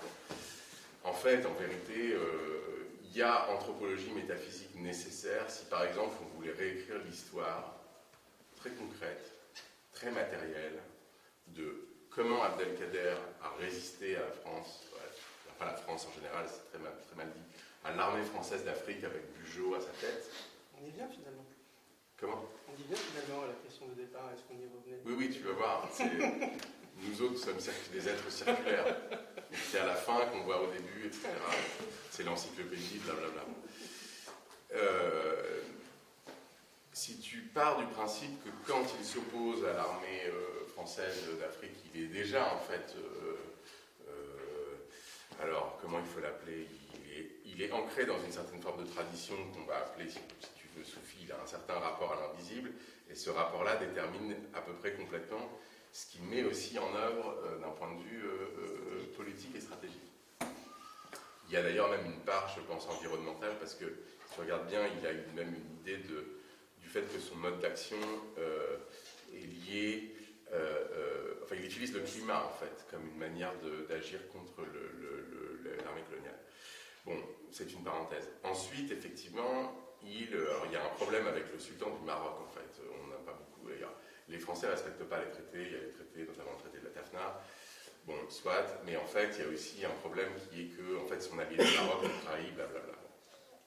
Il se rend, c'est-à-dire il n'a pas vraiment été vaincu. Je ne dis pas ça par héroïsme, c'est juste qu'il faut être précis sur l'histoire. Il décide de se rendre aussi dans une certaine idée qui est très importante, consistant à dire qu'il n'y a pas de devoir de résistance si l'analyse des rapports de force fait en sorte que la défaite est quasi sûre. Ou certaine, pardon. Et donc il va à Amboise, où il est emprisonné, après avoir passé pas mal de temps dans le sud d'ailleurs de la France dans des conditions assez déplorables. Il va à Amboise, pas très loin, Amboise, c'est pas loin de Tours. Dans le château d'Amboise, Abdelkader est donc emprisonné, et sous le Second Empire, Napoléon III, aussi via les réseaux saint-simoniens de l'époque, ils sont des socialistes, enfin c'est un peu l'ancêtre de la social-démocratie si vous voulez, mais bon, je dis ça un peu de manière un peu... enfin il faudrait nuancer, mais bon. Les réseaux saint-simoniens et donc Napoléon III libèrent Abdelkader, et là effectivement il écrit un texte qu'on lui commande en partie, qui s'appelle donc Rappel à l'intelligent, avis à l'indifférent, et donc c'est traduit pendant les années 1858. Donc le texte est disponible en français à ce moment-là. Et c'est vraiment un texte philosophique, et d'anthropologie philosophique d'ailleurs. Ensuite il part, Napoléon III accepte en fait de le laisser partir à Damas, et donc il part, et c'est là qu'en fait il fait cette espèce de somme, qui est une série de commentaires de certains passages du Coran, qui correspondent en fait à des haltes, des arrêts, des seuils en fait franchis sur le chemin en fait d'une certaine manière, le chemin du fana, c'est-à-dire de l'auto-annihilation de soi dans la... Enfin bon, c'est compliqué cette histoire parce que Ibn Arabi parle de fana al-fana, donc en fait c'est au référentiel. Donc, tout ça est une complexité affreuse. Bon, alors juste... Non mais vous ravissez par avance... Et donc du coup, simplement pour dire, c'est une autre tradition, c'est-à-dire qu'en fait, Abdelkader n'est pas avéroïste. Voilà, c'est ça que je voulais dire. Et donc à partir du moment où, c'est pas contre Averroès que je dis ça, évidemment pas, hein, je suis pas là à dire on a valorisé Averroès, donc dévalorisons-le, c'est absurde, bon, même si beaucoup de gens tombent dans cet écueil. Et je pense que, et notamment c'est beaucoup plus présent chez un philosophe qui a critiqué Al-Jabri, philosophe marocain contemporain, qui s'appelle Taha, Abdelrahman Taha, très important. Bon.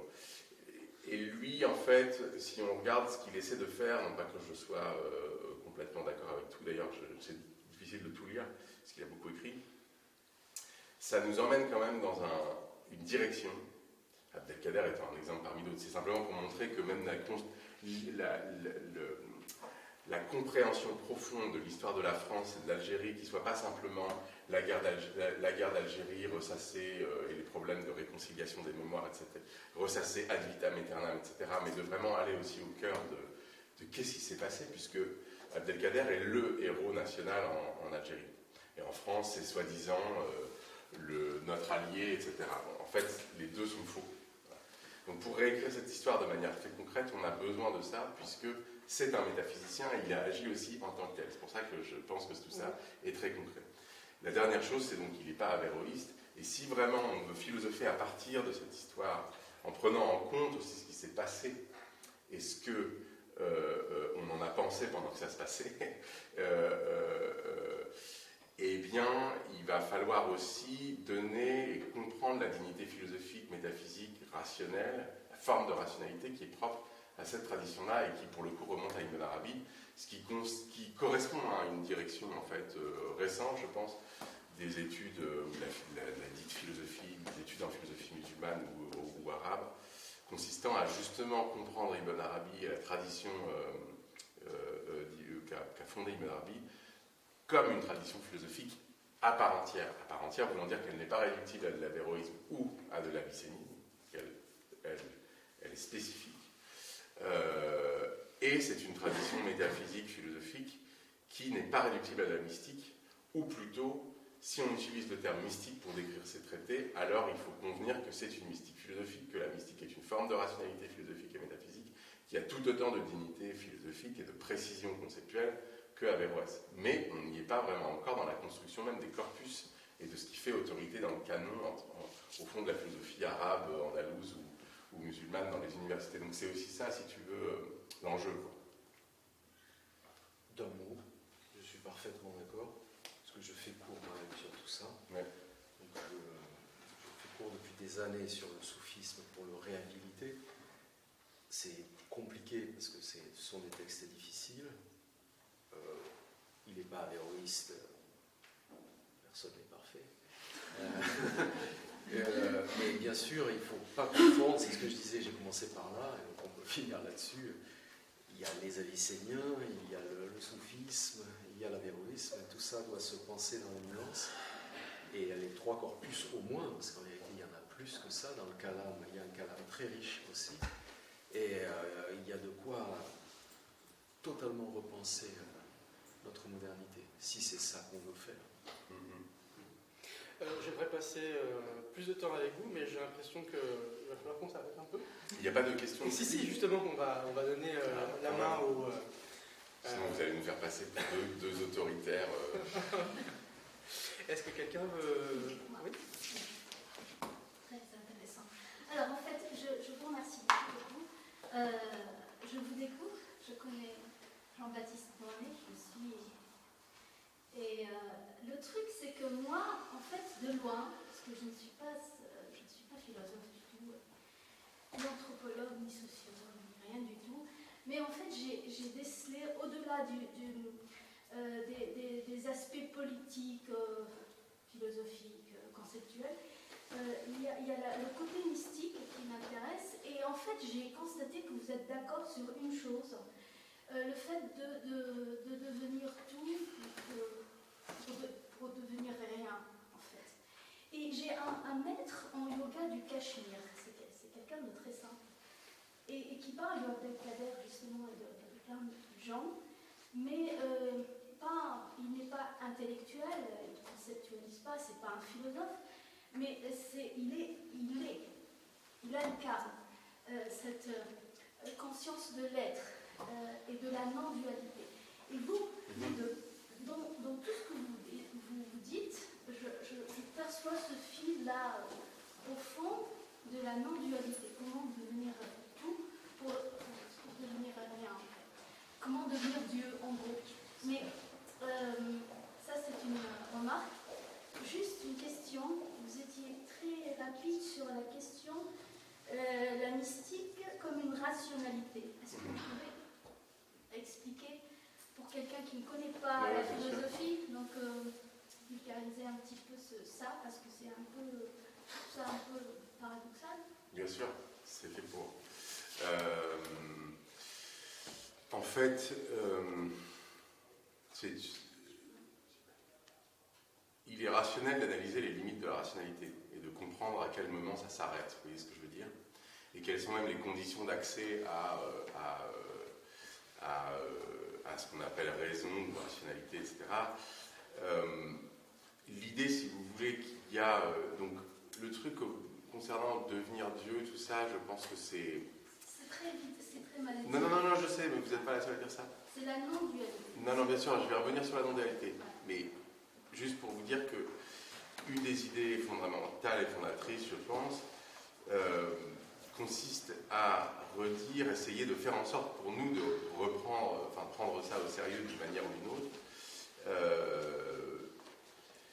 Le fait que ça soit à travers certaines pratiques du corps, certaines formes d'éducation de nos manières de sentir, de nos manières d'être, qui d'ailleurs ne sont pas, c'est pas de l'application de la rationalité à notre vie, il ne s'agit pas de ça. Au contraire, il s'agit vraiment de pratiques qui sont corporelles. Ça peut être la prière, mais ça peut être autre chose, vous voyez. Et que cette discipline, si vous voulez, cette technique du corps, ou cette technologie du corps, technique plutôt, parce que technologie, ça va donner l'impression qu'on parle d'autre chose, que c'est précisément ça qui va pouvoir vous donner accès à certaines formes d'expérience, entre guillemets, de l'invisible, vous voyez.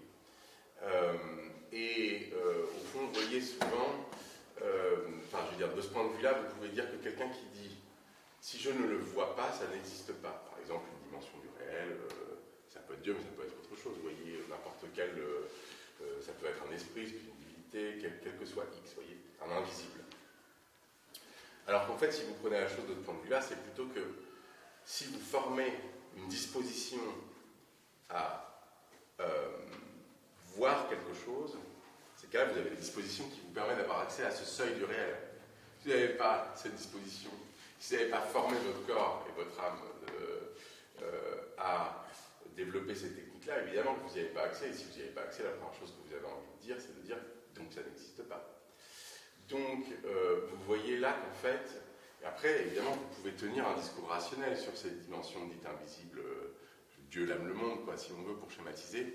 Mais l'idée est de dire que vous ne pouvez pas avoir accès à cette forme de rationalité-là, sur ce type de réalité-là qui ne sont pas, si vous voulez, immédiatement accessibles au sens, si vous n'avez pas mis en œuvre un processus qui, en tant que tel, relève de quelque chose de profondément sensible, à savoir la formation, si vous voulez, de votre propre sensibilité, de votre manière d'être, de sentir, et donc de voir, d'être capable de voir ou de ne pas voir certaines formes de réalité.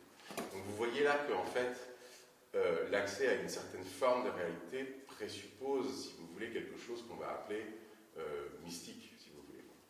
Donc c'est juste une manière de dire que vous ne pouvez pas juste séparer l'un et l'autre comme ça, de manière trop dichotomique.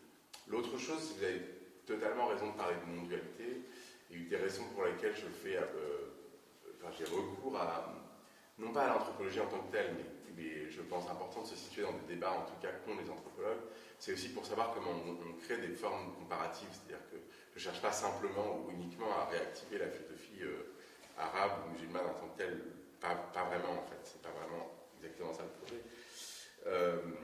Mais effectivement, non-dualité par exemple, qui est une bonne définition potentielle du Barzakh justement, en tout cas d'une de ses fonctions, à savoir que c'est ni, alors c'est ni l'être ni le non-être, c'est ni le mort ni le vivant. Les hindous disent niti, c'est ça. Voilà, c'est ça. Donc je vais revenir à ça.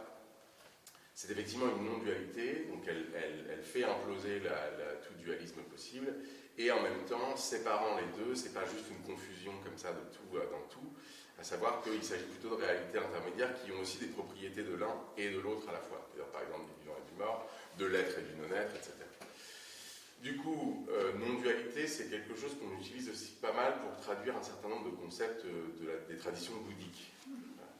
Sachant que les ismes, pour décrire les religions, sont aussi des créations du 19e siècle. L'hindouisme, globalement, je schématise, mais est une invention coloniale britannique, quoi. C'est-à-dire que c'est plutôt des traditions multiples, hétérogènes, enchevêtrées, il n'y a pas de limite stricte entre bouddhisme et voilà. Et c'est probablement aussi très vrai de ce qu'on appelle la tradition dite soufie, en tout cas en Asie du Sud. Voilà. Et donc non-dualité, effectivement, là, il va pouvoir y avoir certaines formes de rapprochement, tout comme moi je me suis intéressé au Barzakh aussi pour comprendre comment est-ce que, si vous voulez, des choses qu'on va identifier à la tradition dite soufie et à la conception de l'onirique vont pouvoir se recouper. Ça ne veut pas dire que c'est la même chose, attention. Hein. Ça veut dire que vous pouvez commencer à comparer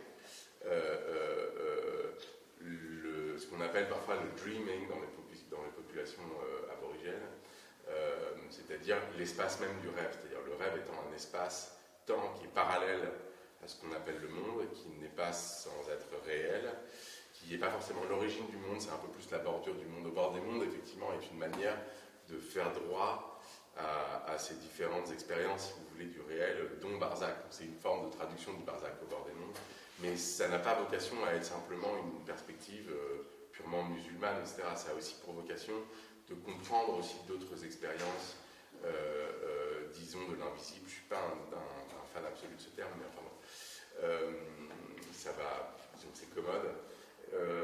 Et donc, c'est à ça que ça sert, et ça sert aussi, si vous voulez, et c'est pour ça que, peut-être plus que simplement essayer de construire une métaphysique, c'est pas vraiment mon projet consiste plutôt à prendre en compte la part métaphysique des problèmes que pose la comparaison entre les traditions dites religieuses. Vous voyez, donc c'est pour ça que c'est aussi un problème anthropologique dans la mesure où il est comparatif. Et ce que j'essaie de remettre en cause en vous disant ça, c'est si vous voulez, ne comparer entre elles que les traditions dites du livre, par exemple, judaïsme, christianisme, islam. Alors, évidemment, il y a une filiation très nette. Alors, est-ce que ce sont des traditions différentes? Moi, je dirais, c'est-à-dire que c'est la même tradition, et qu'en fait, il y a des lieux de conversation, de passage, de différents, etc. Mais c'est aussi pour sortir de cette géographie et sortir des partages que l'histoire des religions a créés au cours du 19e siècle, avec des séparations nettes, avec de fortes charges raciales derrière ces concepts. Par exemple, l'animisme, d'un côté, parce que là reproduit ça de manière un peu brutale et donc pas tout à fait intéressante, là-dessus je suis d'accord avec toi. L'animisme, le polythéisme, je sais pas, il y a quoi d'autre comme catégorie là, le fétichisme, on l'utilise moins, mais il y a le totémisme, le monothéisme, le chamanisme, etc. Exactement. Bon, mais en fait, ok, très bien, mais en fait, c'est des concepts extrêmement brutaux qui font mal à la réalité, quoi. C'est-à-dire que, bon, c'est juste des ismes, bon. Et c'est pas parce qu'on va complètement changer la manière dont on emploie le concept que le concept d'animisme n'est pas en soi un concept de l'anthropologie coloniale, vous voyez, c'est très compliqué. Et souvent, l'animisme, c'était vrai d'autres types de religions, fétichisme et totémisme, étaient considérées comme des religions dites primitives. Elles pouvaient être critiquées comme telles ou valorisées comme telles. En ce moment, elles sont plutôt valorisées comme telles. Évidemment, on dit plus primitive, mais enfin, on dit premier. Et du coup, le monothéiste ou le monothéisme en général, c'est souvent la figure de l'intolérance. Donc, il y a ça chez Yann Assmann, par exemple. Le monothéisme, c'est celui qui dit, au fond, il y a d'autres dieux que le mien, et donc qui fondamentalement serait poussé comme ça vers une attitude foncièrement intolérante, etc. Bon. Tout ça, on n'en est pas sorti, hein. Tout ça vaut comme science, dans les sciences sociales encore maintenant, et dans cet espace très bizarre qui s'appelle les sciences des religions, qui a un problème d'existence aussi institutionnelle. Et donc moi, en fait, fondamentalement, c'est à ça que je m'attaque, si vous voulez, en disant, bon, déjà, l'objet religion, il n'est pas sûr qu'il existe, donc qu'est-ce que c'est cet autre objet? On a besoin de métaphysique pour le repenser, cet objet. C'est pas quelque chose de désincarné, puisque c'est aussi lié à des techniques du corps et à la façon dont les gens vivent. Et troisièmement, donc comment faire, en tout cas, esquisser la possibilité de faire autrement, hein, je ne dis pas que j'ai des réponses strictes et nettes, et définitives surtout pas, et bien d'essayer de trouver des manières de montrer que quand on parle, par exemple, de tradition soufie, on est dans un endroit qui nous permet tout à fait aussi de dire, ah oui, mais en fait, c'est pas complètement différent des dites traditions animiques. Vous voyez, si vous allez en Afrique de l'Ouest, c'est beaucoup plus présent là-bas que... Enfin, c'est absolument clair. Les traditions animiques et les traditions dites monothéistes, islam ou christianisme, en fait, ont formé des hybrides tels que, en fait, c'est même très difficile de dire voilà ce qu'il en est, voilà ce qu'il n'en est pas, vous voyez. Et donc, vous voyez, c'est ça qui m'intéresse, en fait, c'est d'aller par-delà ces divisions entre les différentes types de religions supposées qu'on a hiérarchisées à partir du XIXe siècle, et dont je pense que la plupart des institutions religieuses elles-mêmes, en fait, elles l'ont intériorisé. Elles ont intériorisé ces divisions. D'ailleurs, elles ont intériorisé le mot même de religion, vous voyez, le fait qu'on pense à nos traditions sous l'angle de « ce sont des croyances, c'est la foi ». Bon. Mais tous ces partages sont quand même plutôt chrétiens, d'ailleurs d'un certain christianisme assez moderne et plus ou moins sécularisé. Vous voyez, tout ça, là, c'est un dispositif qui nous influence beaucoup dans la manière dont on vit le monde, mais qui sont en fait des catégories qu'on aurait tout intérêt à remettre en cause, vous voyez. Donc c'est ça que j'essaie de faire. Et c'est pour ça que le fait de commencer à comparer non-dualité et Barzac, par exemple, est une manière d'entrer en jeu. Maintenant, il faut aller un peu plus loin que simplement la correspondance purement analogique. Une dernière question, et puis on va laisser M. Drenet... Non, parce que je suis vraiment désolé, mais plus important qu'Averroès et que le Barzac, c'est l'anniversaire de ma fille. Donc il faut vraiment que j'y aille. Mais en tout cas, merci. On va merci terminer là. Et écoutez, c'est un plaisir. J'espère que ça vous a ravi également. Voilà. Merci. Au revoir.